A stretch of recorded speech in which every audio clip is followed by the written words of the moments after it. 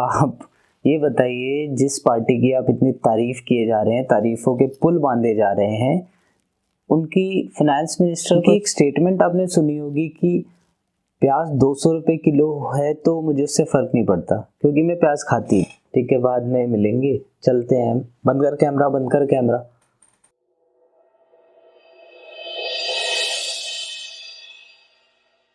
नमस्कार दोस्तों, आज स्टूडियो में हमारे साथ एक बहुत ही स्पेशल गेस्ट हैं, मिस्टर भक्त, जिनका नाम है। नमस्कार वैभव जी। ये जो अभी मोस्ट रिसेंटली फार्म लॉस इतने कंट्रोवर्शियल तरीके से रिपील कर लिए गए, एक 1.5 साल के स्ट्रगल के बाद, इससे रिलेटेड जनता के पास बहुत से सवाल हैं, हमारे पास भी बहुत से सवाल हैं। अब मिस्टर भक्त बोलते हैं कि मोदी जी ने ये देश के लिए किया, मोदी जी ने फार्मर्स की इच्छाओं की वजह से किया, जो उनकी डिमांड्स थी उसको पूरी करने के लिए फार्म लॉज रिपील करे। बिल्कुल सही, बिल्कुल सही। लेकिन हमारे पास इससे रिलेटेड बहुत से ऐसे सवाल हैं जिसका जवाब जनता को भी चाहिए और हमें भी चाहिए, क्योंकि हम नहीं सेटिस्फाइड है। हम ओपनली बोलेंगे। हाँ, पूछिए पूछिए, बिल्कुल पूछिए, क्या दिक्कत है, पूछिए, हम सब जवाब देंगे आपको, पूछिए। तो मिस्टर भक्त, आइए सबसे पहला आपसे सवाल करते हैं। जो फार्म लॉज अभी रिसेंटली रिपील किए गए हैं, सबसे पहले उसके पास करने का तरीका। आपने अभी ऐसा देखा कि पार्लियामेंट में क्या सिनेरियोज हुए जब ये फार्म लॉज पास हो रहे थे, तो क्या आप उससे सेटिस्फाइड? बिकॉज इंडिया एक पार्लियामेंट्री डेमोक्रेसी है। पार्लियामेंट इंडिया का टेम्पल है जहाँ पे सारे लॉज बनते हैं, जहाँ पे सारे लॉज अमेंड किए जाते हैं। तो क्या आपको लगता है कि ये फार्म लॉज जो कोविड पेंडेमिक के बीच में सडनली एक ऑर्डिनेंस के थ्रू लाया गया और लाके किसानों पे बिना उनसे पूछे थोप दिया गया, आपको लगता है क्या वो तरीका सही था? देखिए, पहली बात, जो भी तरीका हो, जो भी तरीके से पास किया गया हो बिल, वो बिल पास हुआ है, मतलब वो बिल एक्ट बन गया है। हमें तो इतना पता है जी, देखिए, कि अगर बिल पार्लियामेंट में पास हो जाता है तो वो एक्ट बन जाता है, और एक्ट आपको मानना ही पड़ेगा, ज़बरदस्ती है जी। तो इसका मतलब आप लड़ेंगे, इसका मतलब आप कोई बिल पास करवाना है तो आप उस पर डिस्प्यूट करेंगे, आप पार्लियामेंट में कुर्सियाँ उठा के फेंकेंगे, जैसा आज तक होता आया है। तो क्या फ़र्क है इस गवर्नमेंट में पिछली कुछ गवर्नमेंट्स में? आपने पार्लियामेंट को एक फिश मार्केट बना दिया है। वहाँ पे कितने ऐसे लोग हैं जो किसान फैमिली से बिलोंग करते होंगे? आपको पता है ना कि फार्मर्स को 1.5 साल से कितनी ज़्यादा प्रॉब्लम हो रही है। कुछ ऐसे फैक्ट्स हैं हमारे पास जिससे साफ पता लगता है कि फार्मर्स का कितना इम्पोर्टेंट रोल है इंडिया में। स्पेसिफिकली 60% जो पॉपुलेशन है इंडिया की वो फार्मर्स है। कितना सही हुआ उनके साथ? 18% जो जीडीपी इंडिया का है उसमें फार्मिंग से कंट्रीब्यूशन आता है। माना कि पॉपुलेशन के रेशियो में कम है, लेकिन आप बढ़ाओगे नहीं तो जीडीपी इम्प्रूव कैसे होगा? ऊपर से आप ऐसे फार्म लॉज ला रहे हो, उसमें आप डब्ल्यूटीओ का एक्सक्यूज़ दे रहे हो, आप और हमारे फ्रेंडली नेशंस का एक्सक्यूज़ दे रहे हो, बट आपके पास जवाब किसी चीज़ का नहीं है। आप बात करने आए, 1.5 साल आपको हो गया, 500-600 फार्मर्स की डेथ हो गई वहाँ पे, आप बात करने आए, उनसे आपने बात करी एक बार भी नहीं? देखिए, बात आपकी सारी मानता हूँ मैं, ठीक है, लेकिन जो फार्मिंग है, आप देखिए 3 सेक्टर होते हैं, प्राइमरी, सेकेंडरी, टर्शरी। ठीक है, टर्शरी सेक्टर 55% लोगों को एम्प्लॉयमेंट दे रहा है, फीडर सेक्टर बोलते हैं उसको। ठीक है, अब ये जो एग्रीकल्चर बिल आप लाए हो, इसको लेके आपने जो तमाशा मचा रखा है, ठीक है, इस तमाशे को ख़त्म करो, क्योंकि अब मोदी जी मान गए हैं इन लोगों की बात। ठीक है, जो जिद कर रहे हैं, ये ज़बरदस्ती, ये बिल पास होना चाहिए था। वर्ल्ड ट्रेड ऑर्गेनाइजेशन में क्या जवाब देंगे हम लोग?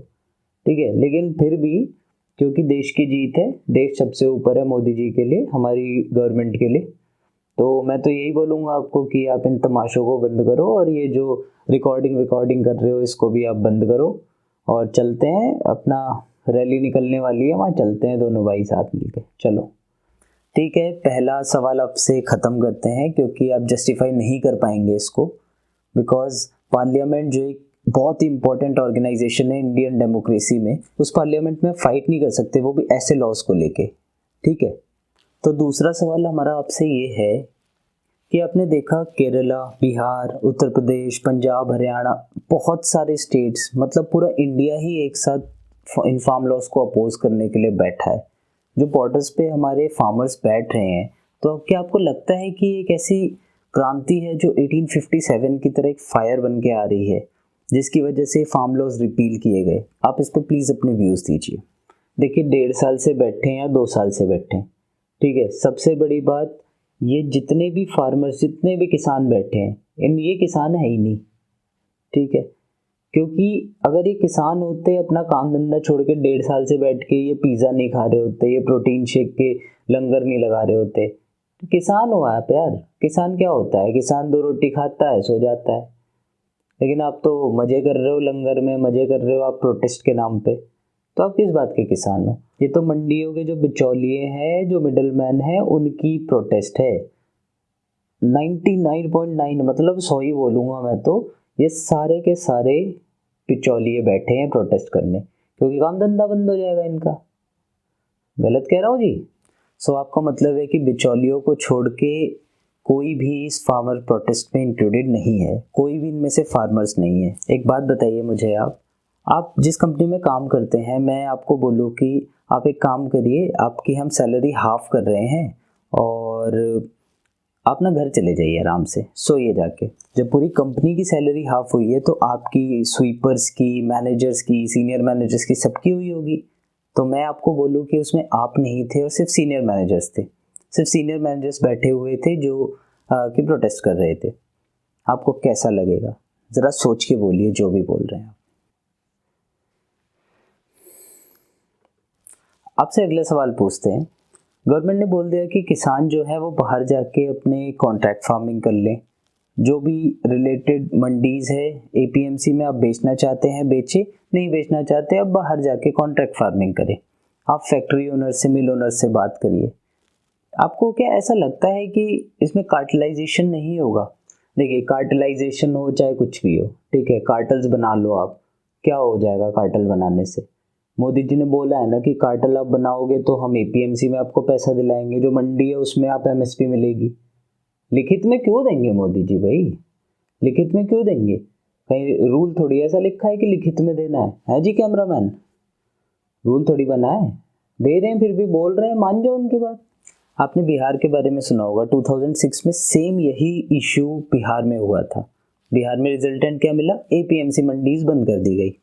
इस पे क्या जवाब देंगे आप? देखो जी, मंडी बिहार में बंद हुई है, देश में नहीं हुई, ठीक है। और इसका क्या सबूत है कि ये मंडियां बंद हो ही जाएंगी? मोदी जी तो बोल रहे हैं ना, सरकार तो बोल रही है ना कि मंडियां भी खुली रहेंगी, आपको मन है मंडी में बेचो आपके, और आपको मन है तो जाके मार्केट में बेचो।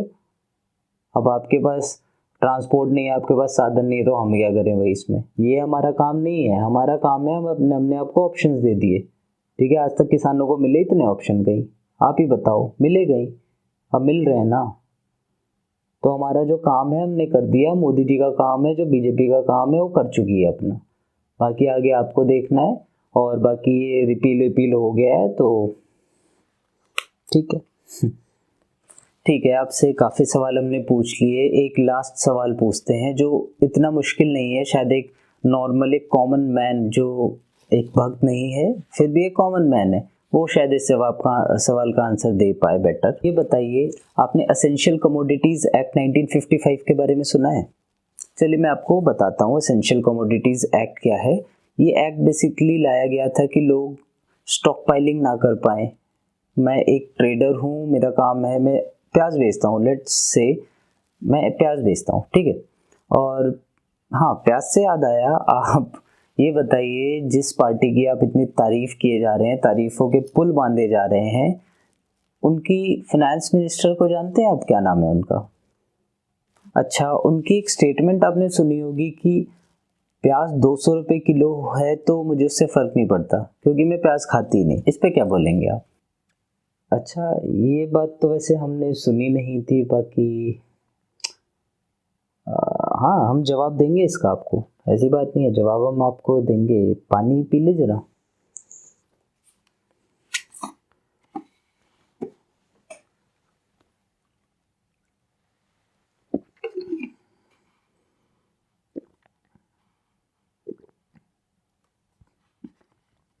ठीक है, चलिए इंटरव्यू हो गया, अब कल मिला जाएगा आपसे, ठीक है, बाद में मिलेंगे। चलते हैं हम। बंद कर कैमरा, बंद कर कैमरा। ठीक है, चलिए सारा डिबेट यहाँ पे ख़त्म करते हैं और एक लास्ट सवाल का आप जवाब दे दीजिए। असेंशियल कमोडिटीज़ एक्ट में ढिलाई करी गई, इसका मतलब जो आप पहले प्याज को स्टॉक पाइल नहीं कर पाते थे, प्याज को इकट्ठा करके अपने पास नहीं रख पाते थे, अब आप रख पाएंगे। मतलब आप समझते हैं इसका क्या होगा। 100 किलो प्याज मार्केट में आई, 100 किलो में से 80 किलो खरीद के पहले ही ट्रेडर्स रख लेंगे। मार्केट में सप्लाई कम हो गई, सप्लाई कम हुई, डिमांड ज़्यादा है। Law of economics, simple economics एक नॉर्मल इंसान समझता है। सप्लाई कम होगी, डिमांड ज़्यादा होगी तो इन्फ्लेशन, प्राइस बढ़ जाएगा। इसका मतलब वो 20 किलो प्याज जब बिक जाएगी और वो धीरे धीरे 80 किलो जो अंदर पड़ी हुई है वो जब बाहर आएगी धीरे धीरे, तो आपको लगता है कि उस प्याज का प्राइस वही रहेगा जो वो नॉर्मल जो 20 किलो प्याज का प्राइस था। देखिए जी, आप ये स्टॉक पाइलिंग वगैरह ये जो अंग्रेजी के शब्द बोल रहे हैं ना, पहली बात तो हमें समझ नहीं आते ज़्यादा, ठीक है। हम मोदी जी के भक्त हैं और हम भगवे के भक्त हैं, ठीक है, हम ऐसे ही करेंगे। बाकी इसके अलावा जो अगर मोदी जी अलाउ कर रहे हैं कि आप प्याज ज़्यादा इकट्ठी करके रखो, आप आलू ज़्यादा इकट्ठे करके रखो, तो देश का भला है ना। इसमें ज़्यादा लोगों के पास बचेगा तो फूड सिक्योरिटी बनेगी इंडिया की। मानते हो नहीं मानते? बस जी यही है हमारा जवाब। तो उस प्राइस का जो अगर 40 रुपये किलो मिल रही थी तो वो 100 रुपये किलो मिलेगी, वो 120 रुपये किलो मिलेगी। और ये पहली बार नहीं, ये बहुत सालों से हम लोग झेल रहे हैं। ये गवर्नमेंट ने आके कुछ ज़्यादा ही इसको एम्पलीफाई कर दिया है। आप भी जानते हैं इस बात को, मैं भी जानता हूँ और आप लोग भी जानते हैं। सो धन्यवाद मिस्टर भक्त, आपसे बात करके बहुत खुशी हुई, आपकी सोच सुन के बहुत खुशी हुई। आप जैसे लोगों से हमारा देश नहीं चलेगा। सो आपसे रिक्वेस्ट करूँगा, आप जो भी करें, जो भी सोचें, जो भी बोलें, जो भी एक्सप्रेस करें, कुछ सोच के बोलिए, कोई फैक्ट्स लेके बोलिए, अंधभक्त मत बनिए, ठीक है। चलिए यही सवाल थे मेरे आपसे और आपने शायद एक भी सवाल का जवाब अच्छे से नहीं दिया है। लीजिए, जाते जाते पानी पियेंगे? नहीं पियेंगे? ओके, ठीक, कोई बात नहीं, ठीक है, चलिए ठीक है जी, नमस्कार, चलते हैं। हमें बिल्कुल अच्छा नहीं लगा आपसे बात करके।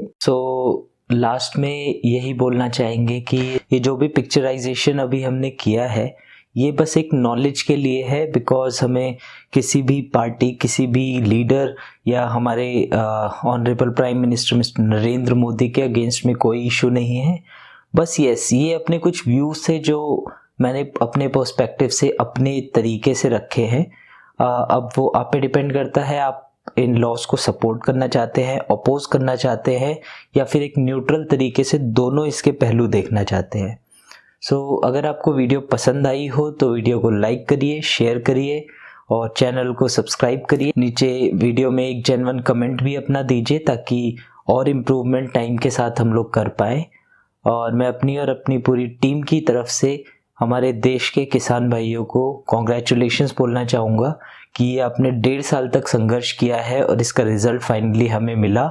मिस्टर मोदी जो हमारे प्राइम मिनिस्टर हैं इंडिया के, उन्होंने और बीजेपी गवर्नमेंट जो पूर्ण बहुमत से अभी सेंटर में है, उन्होंने हमारी रिक्वेस्ट सुनी और फाइनली इन फार्म लॉस को रिपील किया। और हम होप करते हैं कि ये कोई पॉलिटिकल स्टंट ना हो आने वाले इलेक्शंस की वजह से, ये एक जेन्युइन रिपील हो इन फार्म लॉस का, जिनको रीइंट्रोड्यूस ना करे, क्योंकि ये एग्रीकल्चर सेक्टर हो सकता है इन लॉस से बर्बाद भी हो जाए, हो सकता है इन लॉस से आबाद भी हो जाए, लेकिन हम रिस्क नहीं ले सकते। और हमारा काम है गवर्नमेंट को सपोर्ट करना, गवर्नमेंट का काम है हमें सपोर्ट करना। इस वीडियो को यहीं ख़त्म करते हैं। नमस्कार, मेरा नाम है वैभव मिश्रा, मिलते हैं आपसे अपनी अगली वीडियो में। थैंक